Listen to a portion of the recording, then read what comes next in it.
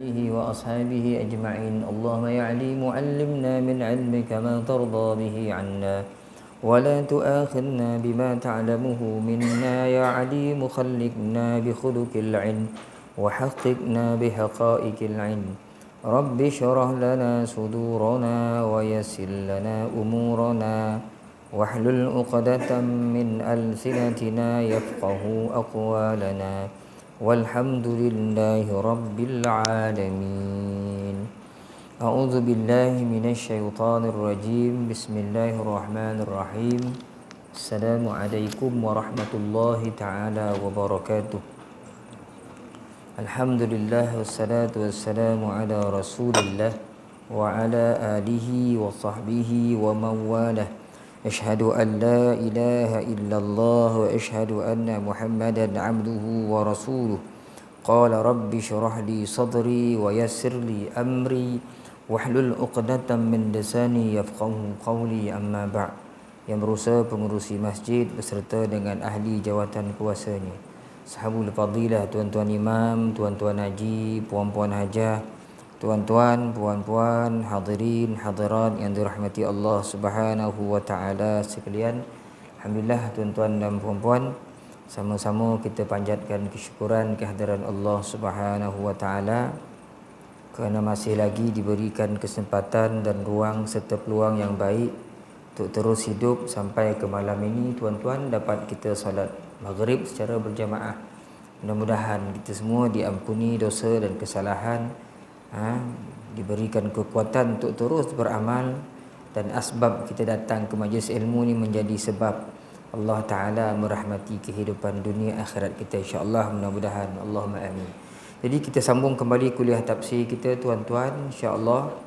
Kita sama-sama melihat ayat 255 surah Al-Baqarah berdasarkan tafsiran ni, apa yang dicatatkan oleh Ustaz Ahmad Sunaji dalam kitab Abrul Asir ni, berpandukan juga tafsir ni yang ada di hadapan saya ni, dan saya sempat juga snap kat telefon ni tafsir Qurtubi rahmatullah alaihi.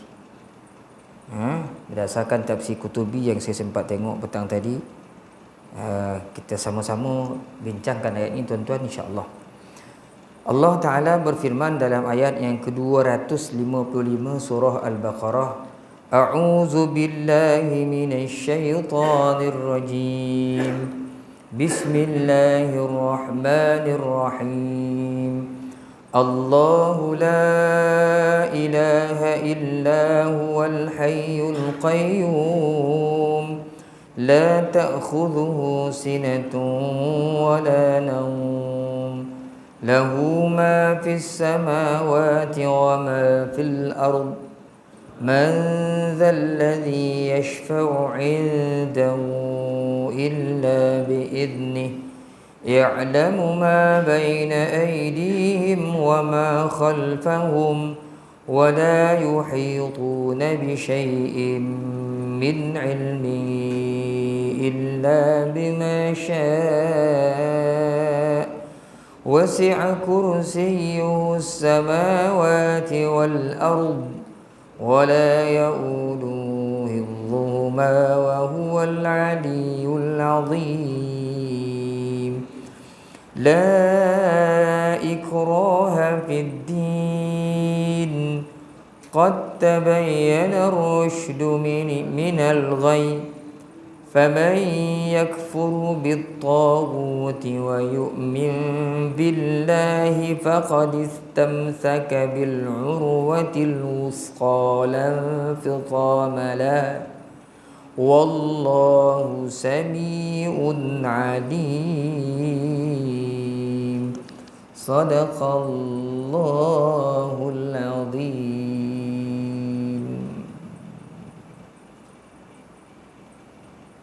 A'udzu billahi minasyaitonir rajim. Bismillahirrahmanirrahim. Assalamualaikum warahmatullahi taala wabarakatuh. Alhamdulillah wassalatu wassalamu ala Rasulillah wa ala alihi wa sahbihi wa man walah. Asyhadu an la ilaha illallah wa asyhadu anna Muhammadan abduhu wa rasuluh. Amma ba'd. Hadirin hadirat yang dirahmati Allah Subhanahu wa taala sekalian. Kita tengok ayat yang ke-255 ni, di mana maksudnya Allah itu Tuhan yang tiada Tuhan melainkan Dia, yang hidup kekal lagi amat menjaga. Tiada Dia mengantuk dan tiada tidur. Dia mempunyai segala apa yang ada di langit dan yang ada di bumi. Tiada siapa yang dapat memberi syafaat pertolongan pada sisinya melainkan dengan izinnya. Dia mengetahui apa-apa yang ada di hadapan mereka dan yang ada di belakang mereka. Tiada mereka mengetahui sesuatu pun akan ilmu Allah melainkan dengan kehendaknya. Kerusinya, yakni ilmunya dan kerajaannya, meliputi seluruh langit dan bumi, dan tiada keberatan baginya menjaga kedua-duanya. Dialah yang maha tinggi lagi maha besar. Ayat ini dinamakan ayat kursi dan merupakan, ini kita dah baca tuan-tuan dulu kan, kita sampai kat sini tuan-tuan huraian. Sampai huraian tu kita tengok balik tuan-tuan, itu sekawek kita sambung tengok. Ayat tersebut menerangkan bahawa tidak ada Tuhan yang berhak disembah melainkan Allah. Allah lah ismu zat, nama zat Tuhan.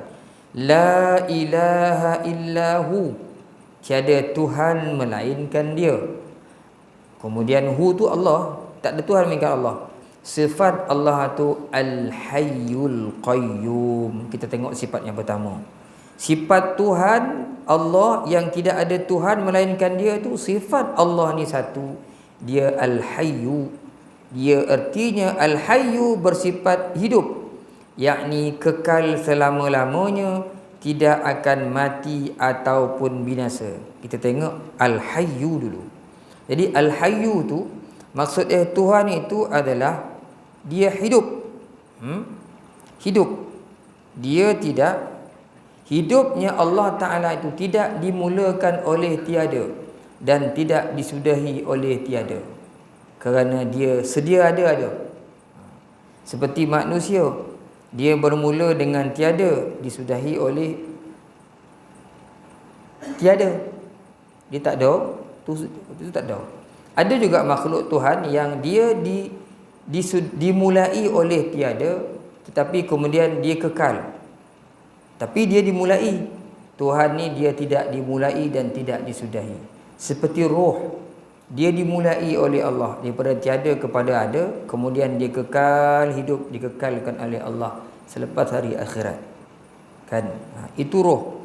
Tapi Allah Subhanahu wa taala yang bersifat hayyu, bahawa dia kekal selama-lamanya. Dia kekal selama-lamanya. Dan Al-Qayyum maksudnya yang amat menjaga, yakni bertanggungjawab, mengurus dan mentadbirkan semua makhluknya, tidak pernah mengantuk apalagi tidur. Baik, Al-Hayyu dengan Al-Qayyum. Hayyu tu hidup, Qayyum tu dia mengurus, mentadbir, mengurus dan mentadbir. Sehingga Al-Imamul Qurtubi rahmatullah alaihi, saya sempat snap tu untuk kajab tadi, petang ni saya tengok, teringat nak tengok tafsir Qurtubi ni, dalam tak tengok. Maka kita dapati di sana ada yang mengatakan, pandangan Imam Qurtubi mengatakan, dulu Isa putera Maryam, iaitu Nabi Isa, pernah menghidupkan orang mati dengan dia berdoa dengan menyebut nama Ya Hayyu Ya Qayyum. Ya Hayyu Ya Qayyum ni nama Tuhan yang hebat. Sebab itu dalam Quran ada walillahil asmail husna fad'uhu biha.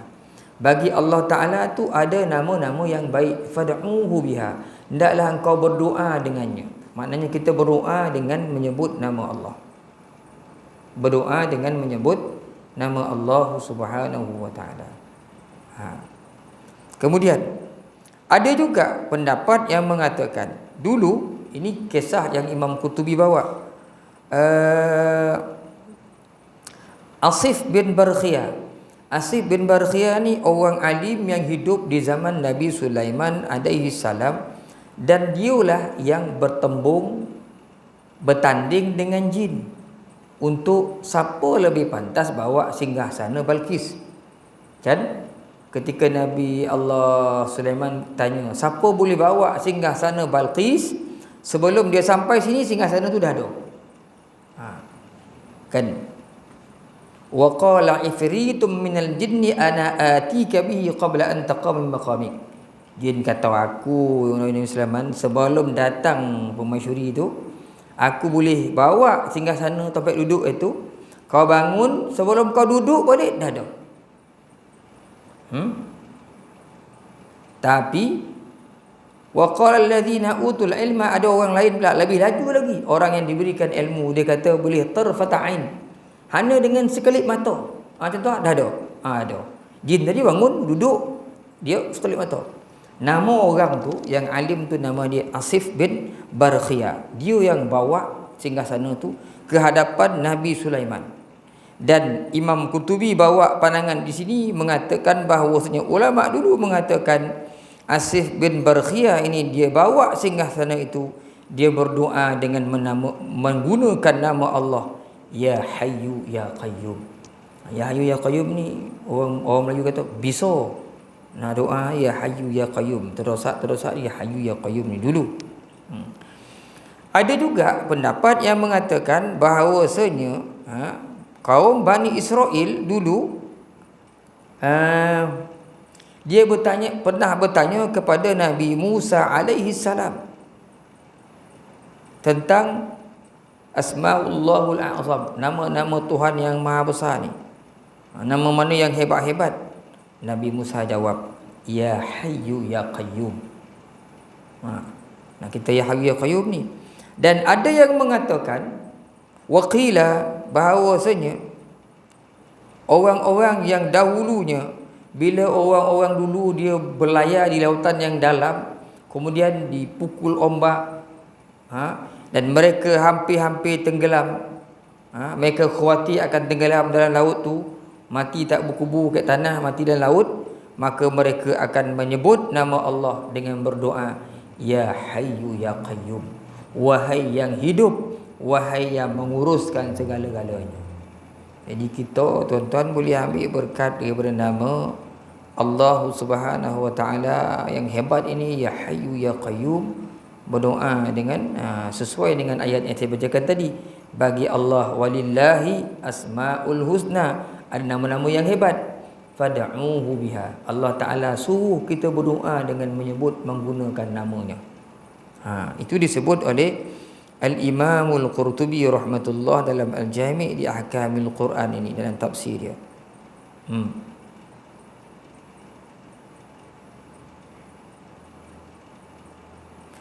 Ada juga yang mengatakan bahawa di sini Imam Qurtubi bawakan pandangan dalam tafsir dia.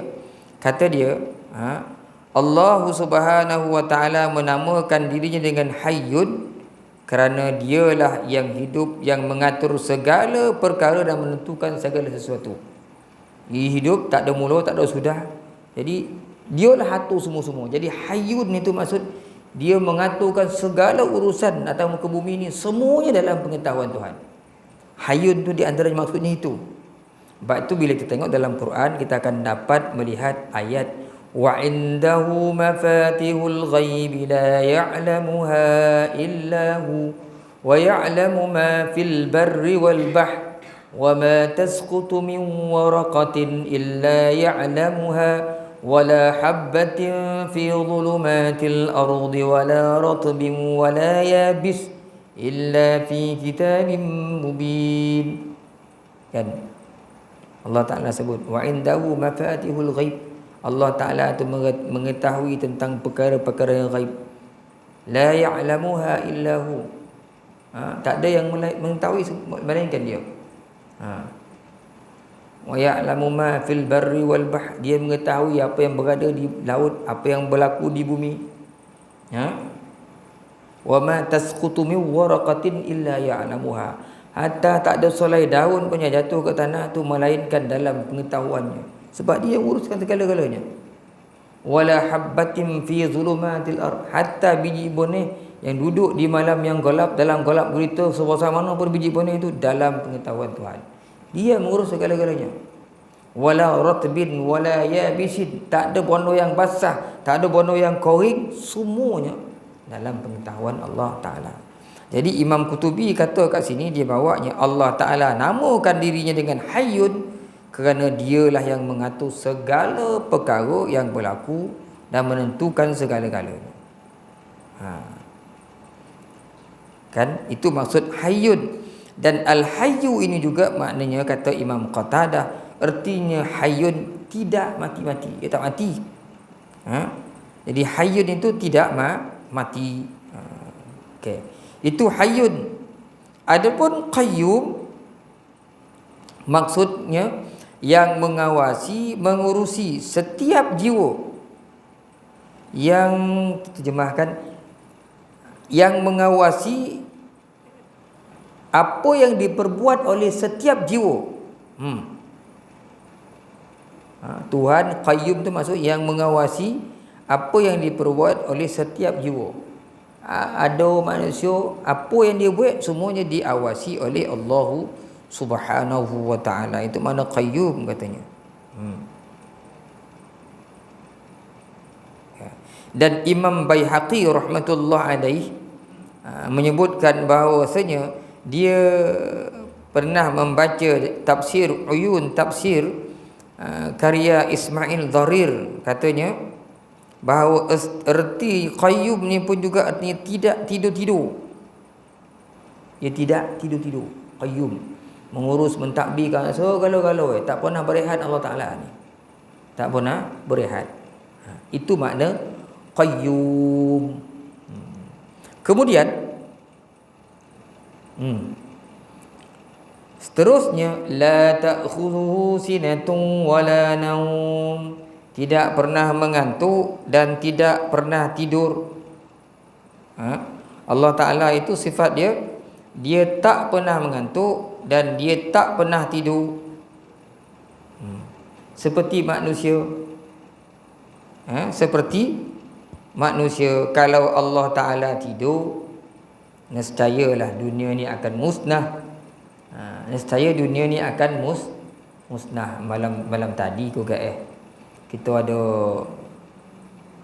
baca juzuk 30 kan, yang disebut dalam tu Abu Umamah tak salah saya disebutkan dalam kitab tafsir di surah Al-Imam tadi kan, kalau Allah Ta'ala bagi sorahkan urusan hidup manusia ni, sekelip mata kat manusia ni, saya manusia ni akan disambar syaitan.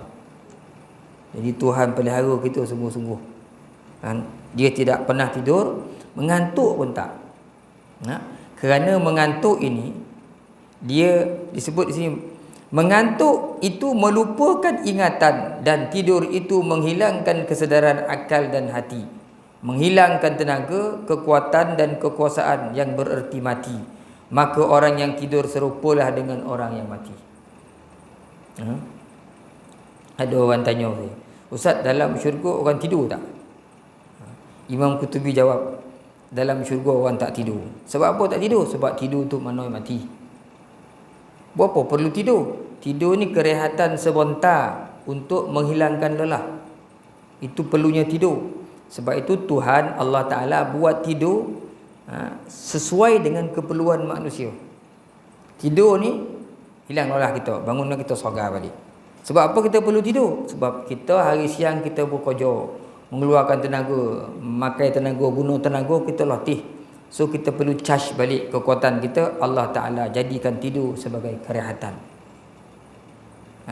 Tapi dalam syurga tak ada istilah latih-latih ni. Mana ada dalam syurga latih? So dalam syurga tak ada tidur. Dan tidur tu tak boleh ada tidur. Nabi sendiri jawab, tidur tu mati. Sedangkan dalam syurga tak ada kematian. Orang hidup sepanjang hidup terus ya, abadan abadah.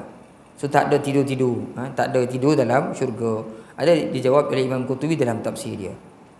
Jadi Allah Ta'ala itu tak tidur, ngantuk pun tak. Kerana ngantuk ni dia akan hilang ingatan kita kan.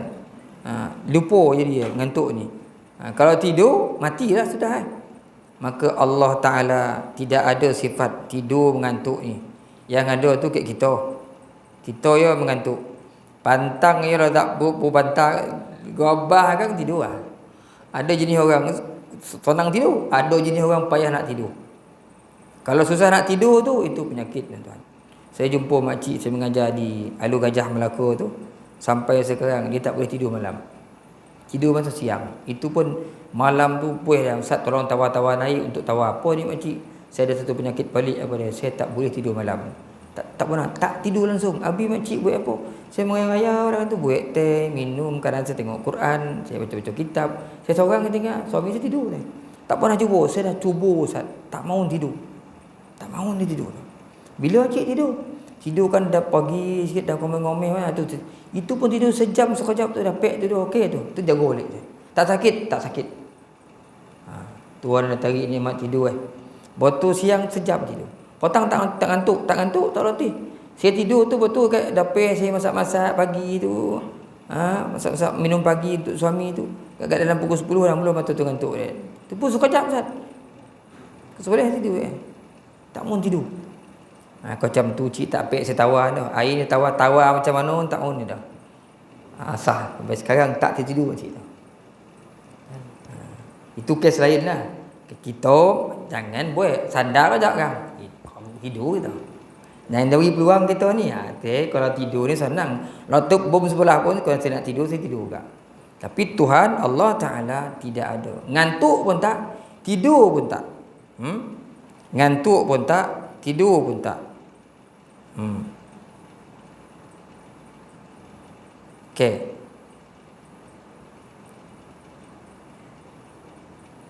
Okey, ni ada cerita. Okey. Tak apalah, cerita ni panjang. Kita tengok. Kemudian ayat berikutnya. Lahu ma fis samawati wa ma fil ard. Baginya segala apa yang di langit dan apa yang ada di bumi. Apa maksud baginya? Itulah Allah, itulah yang memiliki segala sesuatu. Baik yang ada di langit maupun yang ada di bumi. Semuanya adalah miliknya, makhluknya dan hambanya. Maka tidaklah layak bintang di langit atau berhala di bumi dipertuhan oleh orang musyrik, kerana semuanya itu makhluk Allah Ta'ala juga. Itu sebab tuan-tuan bila kita ngaji tafsir ni, bila kita dengar ayat lahu ma fis samawati wa ma fil ard, bagi Tuhan apa yang di langit, bagi Tuhan apa yang di bumi, semua yang ada atas muka bumi ni bukan milik orang, milik Allah Ta'ala sebenarnya. Itu sebab bila kita berdoa tu kita ulang-ulang ayat ni. Beritahu ya Allah, aku tahu ya Allah, semua atas muka bumi ni milik kau ya Allah. Tak ada satu pun milik manusia. Maksud manusia sendiri milik kau. Oleh itu ya Allah, kau perkenankan doa aku ya Allah. Aku mohon sedikit daripada apa yang kau ada ni ya Allah untuk kegunaan aku. Mudah-mudahan memberi manfaat untuk kehidupan. Doa macam tu tuan-tuan, kita dapat rasa kan. Kita minta sungguh-sungguh ke Allah, memang kita tahu dia punya. Kita bagian hak itu pada Allah Ta'ala. Dengan rasa rendah diri kita mohon, insya-Allah tuan-tuan, doa kita akan diperkenankan oleh Allah Subhanahu wa Ta'ala. Kerana semua yang ada tamu ke bumi ni semuanya miliknya, termasuk apa yang kita ada. Kita yang beli kereta tu dulu kan, kita yang basuh setiap hari, tapi kita tak dapat milik sepenuhnya dah. Kita tak boleh mengawalnya. Beli minggu lepas, 1 bulan, 20 bulan dah berlanggar. Bukan kita nak langgar orang. Orang tak nak langgar kita dah. Allah Ta'ala yang nguruskan. Hari ni kita kau tegah je orang. Rumah kita, memanglah kita akad dia dulu. Memang dia isi kita. Allah Ta'ala pun takdirkan kau, rumah kau ni besok, 1 hari jangan tinggal kau tadi. Kenapa dia menyempah kat kau? Walaupun isi kita orang tu, dia lari daripada kita. Anak kita kan, ni anak kau ni besok dalam umur yang boleh 15 tahun dia akan pergi tinggal kau. Umur pendek. Padahal kita yang bolo, Allah Ta'ala lebih berhak ke atasnya. Tuhan ambil kan. Jadi itu menunjukkan semuanya adalah milik Allah Subhanahu wa Ta'ala. Jadi kita ni minjam ni tuan-tuan, pakai seizinnya. Sampai satu masa dia ambil balik. Lahu ma fis samawati wa ma fil ard. apa yang di langit, apa yang di bumi, semua milik dia. Man dzalladzi yashfa'u 'indahu illa biiznih. Tiada siapa yang dapat memberi syafaat pertolongan melainkan dengan izinnya. Maka pada hari kiamat kelak segala berhala orang orang musyrikin sembah tiadalah dapat menolong dan menjamin mereka di sisi Allah. Memberi syafaat ni memberi pertolongan. Di akhirat orang-orang yang menyembah berhala, patung tu sedikit pun tak boleh membantu. Kecuali yang diizinkannya. Tak ada orang boleh beri pertolongan di akhirat kecuali yang Allah Ta'ala beri izin. Antaranya disebutkan di sini syafaat Nabi Muhammad sallallahu alaihi wasallam. Nabi boleh bagi syafaat. Kemudian syafaat setengah para nabi yang lain. Ada juga di kalangan nabi-nabi yang lain boleh bagi syafaat. Setengah malaikat dan orang mukmin sesama orang mukmin yang lain. Maknanya tuan-tuan, berdasarkan apa yang disebut oleh Ustaz Ahmad Sun Haji ni, disebutkan di sini Nabi Muhammad besok di akhirat boleh bagi syafaat. Ada bentuk-bentuk syafaat yang Tuhan izinkan saja. Kemudian setengah para nabi boleh bagi syafaat.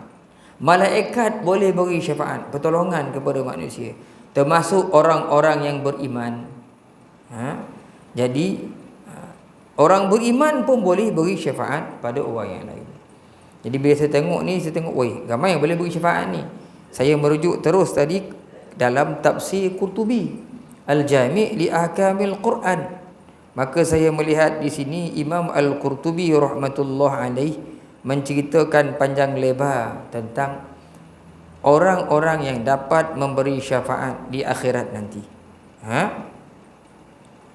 Dalam ayat ini Allah Ta'ala menegaskan bahawasanya orang siapa-siapa pun tak boleh beri syafaat melainkan yang diizinkan oleh Allah, yang Tuhan kendaki untuk memberi syafaat. Jadi orang-orang yang dikehendaki Allah tu siapa dia? Kata Imam Qurtubi, antaranya para nabi, al-anbiya wal ulama wal mujahidin. Ni orang yang boleh beri syafaat ni, dia sebut dalam tafsir Qurtubi. Al-anbiya tu para nabi, ulama, wal mujahidun orang yang berjihad, wal malaikah dan orang-orang yang dan para malaikat dan yang lain-lain daripada kalangan yang disebutkan yang Tuhan muliakan dan diizinkan oleh Allah untuk memberi syafaat. Kemudian mereka semua yang diizinkan memberi syafaat ni pula tak boleh beri syafaat sewenang-wenang kecuali kata Imam Qurtubi kepada orang-orang yang diredai oleh Allah.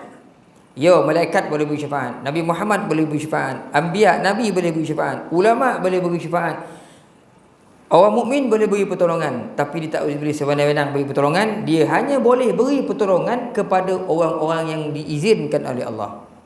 Sebab dalam Quran ada kita jumpa wala yashfa'una illa liman irtada. Kan? Juzuk 7 boleh, tak salah saya, suratul Hajj. Surah Anbiya ke suratul Hajj? Surah Anbiya. Wala yashfa'una illa liman irtada. Mereka semua tak boleh beri syafaat. Siapa mereka ni? Nabi, ulama, para malaikat, orang beriman, melainkan liman irtada, kepada sesiapa yang diizinkan, diredai oleh Allah Subhanahu wa taala. Surah Anbiya tuan-tuan, yang itu terserah saya, surah Anbiya. Maka tak boleh orang-orang tu disebutkan tadi, walaupun boleh beri syafaat, tapi dia tak boleh sewenang-wenangnya membantu orang, kecuali orang-orang yang dikehendaki oleh Allah Subhanahu wa taala. Menurut waqala Ibnu Atiyah menyebutkan bahawasanya dia kata, menurut dikata kat sini, menurut pendapat yang paling asah, yang paling kuat, bahawa para ulama dan orang-orang saleh yang diizinkan Tuhan memberi syafaat ini hanya kepada orang yang tidak sampai lagi ke api neraka. Orang diharapkan masuk neraka, dia tak sampai neraka lagi, maka orang-orang saleh dan ulama dia boleh beri syafaat, beri pertolongan kepada orang ni. Siapa ni? Iaitu orang yang duduk antara syurga neraka. Dia belum sampai neraka lagi. Orang-orang ni diberi izin oleh Allah untuk disyafaatkan oleh ulama dan orang-orang saleh. Itu kata Imam Qurtubi membawa pandangan Ibnu Atiyah. Dan dalam kitab Imam Bukhari juga kata Imam Qurtubi, dalam bab ru'yatullah, melihat Allah, disebut oleh Imam Qurtubi, disebutkan di sana juga bahawa orang-orang yang beriman juga ada bahagian di sana boleh membantu orang yang lain. Itu sebab kalau tuan-tuan perasan kat sini duduk apa kita pernah bincang, sahabat-sahabat yang baik, orang-orang yang beriman, sahabat-sahabat kita di kalangan orang yang beriman. Kita berkawan dengan orang beriman, besok orang-orang yang beriman, sahabat-sahabat kita ni besok dia terkonang kat kita, dia minta izin ke Allah untuk mensyafaatkan kita. Itu sebab Nabi selalu cerita tentang sahabat yang baik. Kan Nabi sebut berkawan dengan sahabat yang baik ni macam berkawan orang jual minyak wangi. Kalaupun tak dapat minyak wangi, dapat bau wangi. Berkawan dengan orang yang tak betul, yang jahat, yang tak elok perangai, macam berkawan dengan orang tukang bosi. Ku pun tak kono bosi api bahang itu sampai ke kita. Bau tongit bosi itu pun sampai ke kita. Dalam kitab Bukhari, Imam Bukhari ni kata Imam Qurtubi dalam bab melihat Allah, di sana disebutkan bahawa orang-orang yang beriman dia ada hak juga, Tuhan berikan kelebihan untuk dia beri syafaat. Di mana orang-orang beriman ni berkata, Ya Rabbana, wahai Tuhan kami, kata dia,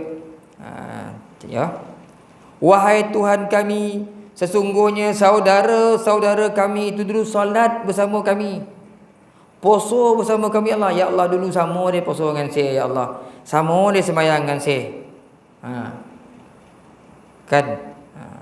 Kalau boleh ya Allah, selamatkanlah saudara aku, kawan aku ni.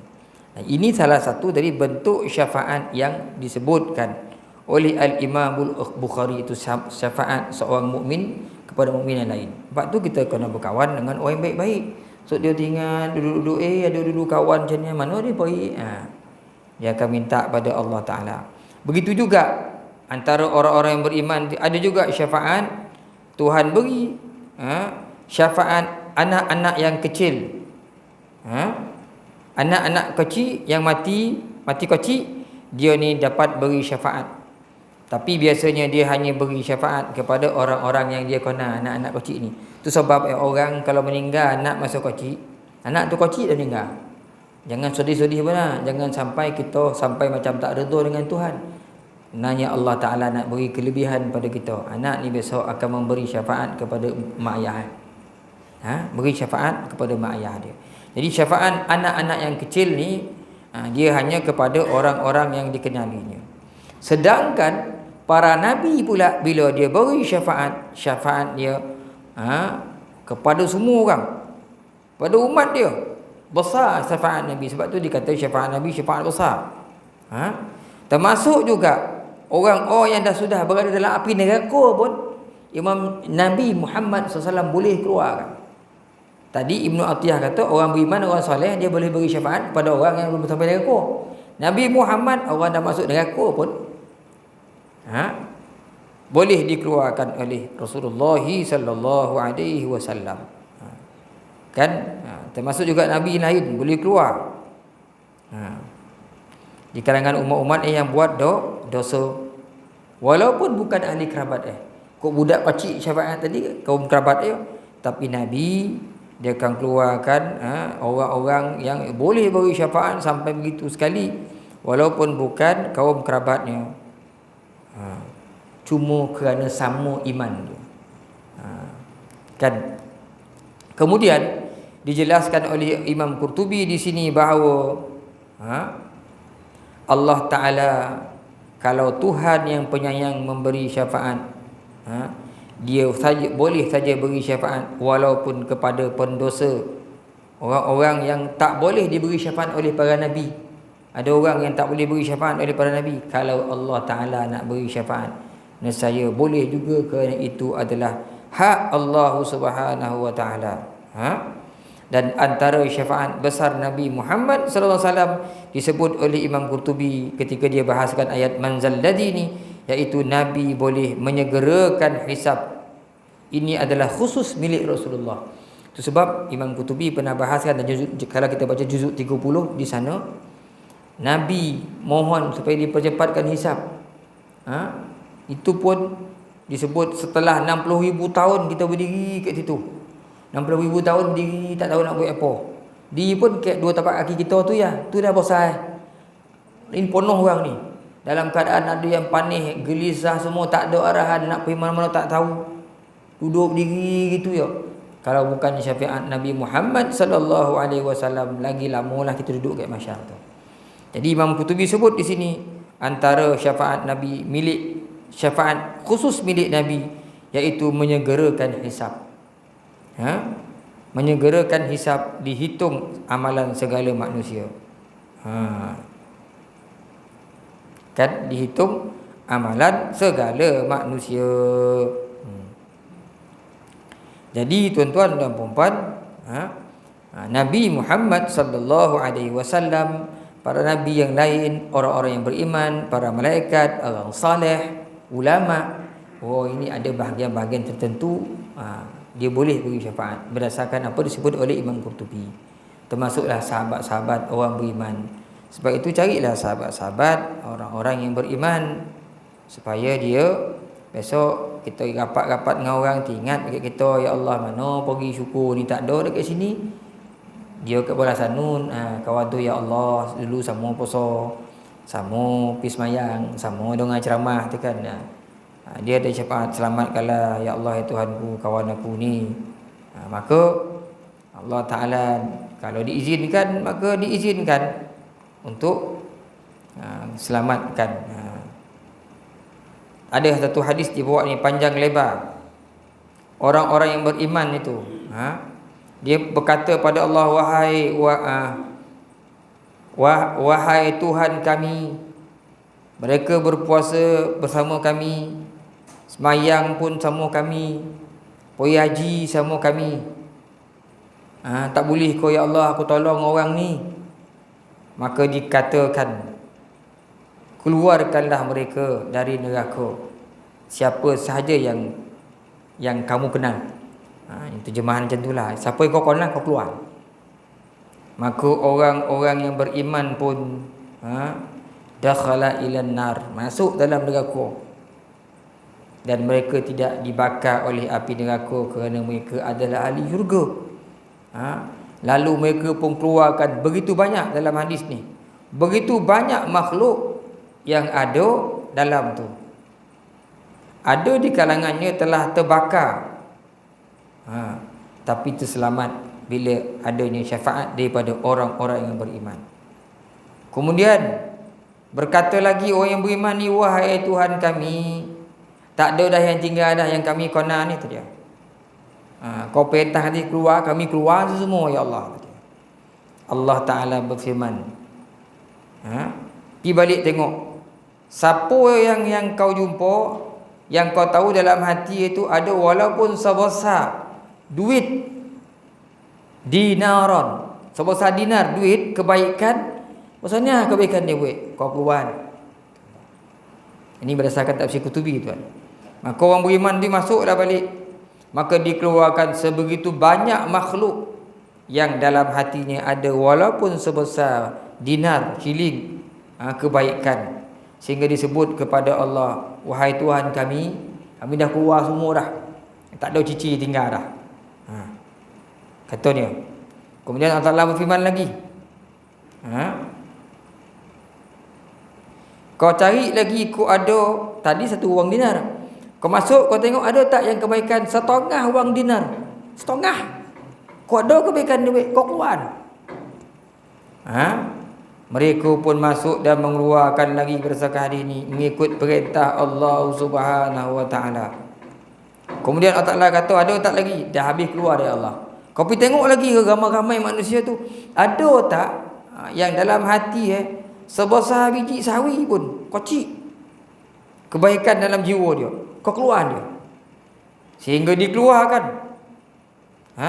Dikeluarkan walaupun ada kebaikan, walaupun sebesar biji sawi. Sebab tu Nabi sebut, man qala la ilaha illallah dakhala jannah. Siapa sebut la ilaha illallah dia akan masuk syurga. Ada keimanan dia kecil sikit dia masuk syurga.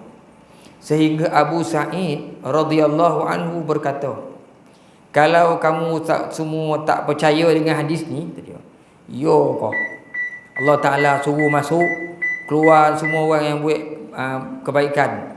Habis dah ya Allah, tak ada lagi. Aku pergi tengok ada tak yang buat kebaikan besar duit, keluar lagi. Tu Allah suruh masuk lagi. Ya Allah Tuhanku, kau cari orang yang buat kebaikan setengah duit dinar ya. Kau duit 50 sen tu yang setengah kebaikan tu tak. Dah habis dah ya Allah. Tu Allah Ta'ala suruh masuk lagi. Tengok yang ada walaupun sebesar biji sawi. Macam cerita kartun ni.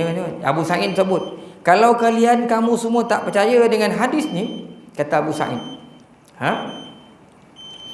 renungkanlah firman Allah. Jadi Abu Sa'id dia bercerita meriwayatkan hadis ni, dia ada pegangan dia. Kalau kamu semua tak percaya dengan hadis ni, yo kau habis tak semua yang keluar kan.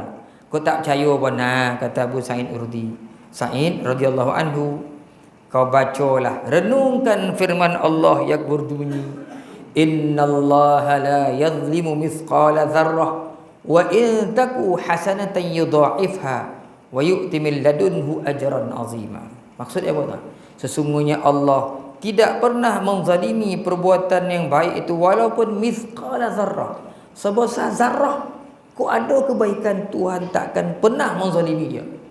Ayat ni, wa in taku hasanatan yudha'ifha, kalau yang dibuat tu kebaikan, Allah Ta'ala akan lipat gandakan kebaikan tu. Wa yu'ti min ladunhu ajran 'azima, dan Allah Ta'ala akan beri daripada sisinya ajran 'azima, ganjaran pahala yang besar. Walaupun kebaikan tu kecil dia buat, Tuhan lipat gandakan. Kau tak percaya dengan hadis ni, kau ingat ayatnya, kau baca ayatnya, kata Abu Sa'id radhiyallahu anhu. Kemudian Nabi SAW ada bersabda dalam sebuah hadis, yang terjemahkan tuannya, maka Allah Ta'ala berfirman, para malaikat memberi syafaat, para nabi memberi syafaat, orang beriman memberi syafaat, dan tidak ada yang tertinggal baki kecuali Tuhan yang Maha Penyayang. Boleh beri syafaat pada semua orang.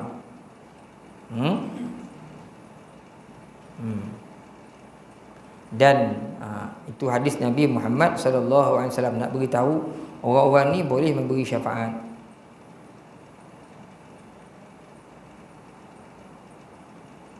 Okey, dalam satu hadis yang lain, Rabbi dzalli fi man, saya terjemah tuan, hadis panjang. Maka aku berkata, dalam hadis Nabi SAW, wahai Tuhanku, izinkan aku memberi syafaat. Nabi ni pada orang yang mengucapkan, tadi saya sebut la ilaha illallah, ya Allah izinkan aku beri syafaat kepada orang mengucap la ilaha illallah. Allah berfirman, kata Allah, laisa zaka ilai, oh tak boleh sewenang-wenang kau nak beri syafaat dah. Kemudian Nabi menyebut demi kemuliaan, walakin wa izzati wa kibriyai, kan, demi kemuliaan, kebesaran, keagungan dan keperkasaanku, aku pasti mengeluarkan orang yang mengucapkan la ilaha illallah. Allah minta aku nak keluarkan orang sebut la ilaha illallah ni, aku nak keluarkan. Allah Ta'ala sebut, tak boleh macam situ dah, tak boleh sesonang nak keluar dah. Tapi yakinlah dengan izzati, kemuliaanku, keagunganku, keaziman, ketakzimanku, segala-gala ini, aku akan keluarkan orang yang menyebut man qala la ilaha illallah. Maknanya orang mengucap syahadah, insya-Allah di sana ada bahagian untuk dia, ada bahagian untuk dia selamat daripada api neraka Allah Subhanahu wa taala. Kan tabihatkan dengan sikit, ya'lamu ma baina aydihim wa ma khalfahum, dia mengetahui sesuatu yang di hadapan mereka dan yang ada di belakang mereka. Apa yang akan berlaku, apa yang dah berlaku, semuanya dalam pengetahuan Allah Subhanahu wa taala. Ilmu Allah dan kerajaannya meliputi seluruh langit dan bumi, dan tiada pula Allah keberatan menjaga, memelihara keduanya Kerana dia maha tinggi, tidak ada yang lebih tinggi daripadanya, dan maha besar, tidak ada yang lebih agung daripadanya. Allah mengetahui apa yang ada di hadapan mereka yang datang dari perkara-perkara yang baik dan jahatnya, mengetahui apa yang berada di belakang mereka, yakni yang sudah mereka lakukan. Tiada mereka mengetahui suatu pun akan ilmu Allah melainkan dengan kehendaknya. Jadi disebutkan di sini, ya'lamu ma baina aydihim wa ma khalfahum. Allah Ta'ala tahu apa yang akan berlaku, apa yang dah kita lakukan. Wala yuhituna bi syai'in min ilmihi illa bima syaa. Maksud kerusinya, ilmunya dan kerajaannya meliputi seluruh langit dan bumi, dan tiada keberatan baginya menjaga kedua-duanya. Wala ya'uduhu hifdhuhuma wa huwal 'aliyyul 'azim. Wala ya'uduhu hifdhuhuma, dan tiada keberatan baginya menjaga kedua-duanya. Wa huwal 'aliyyul 'azim, dialah Tuhan yang maha tinggi lagi maha besar.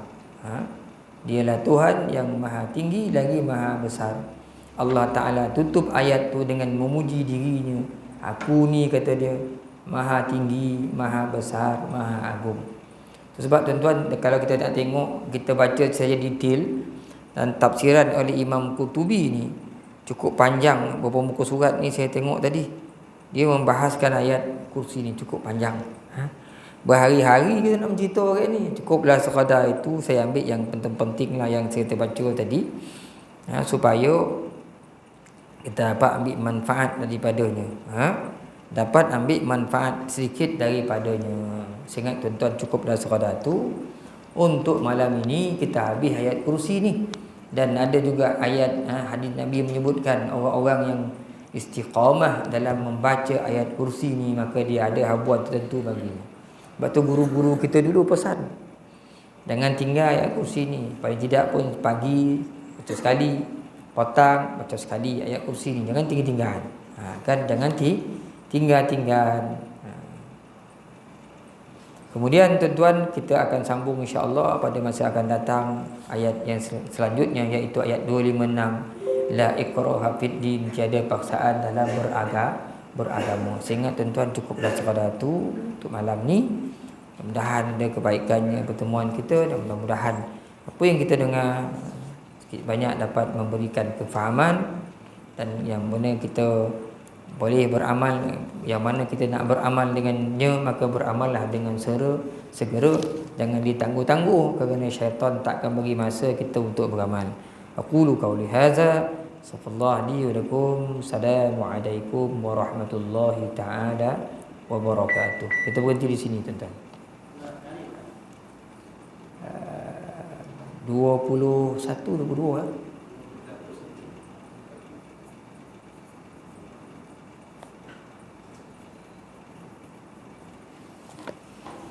Allahu Akbar. Bismillahirrahmanirrahim. Alhamdulillahirabbil alamin. Salatu wassalamu ala asyrafil anbiya'i wal mursalin wa ala alihi wa ashabihi ajma'in. Allahumma zidna ilman nafi'a warzuqna fahma. Allahumma arzuqna fahman nabiyyin wa hifzal mursalin birahmatika ya arhamar rahimin. Walhamdulillahi rabbil alamin. Tasbih kafarah min suratul Asr. Subhanakallah bihamdik, asyhadu an la ilaha illa ant, astaghfiruka wa atubu ilaik. Bismillahirrahmanirrahim. Wal 'asr innal insana lafi khusr alladzina amanu wa 'amilus solihat wa tawassaw bil haqq wa tawassaw bis sabr. Allahu a'lam bissawab.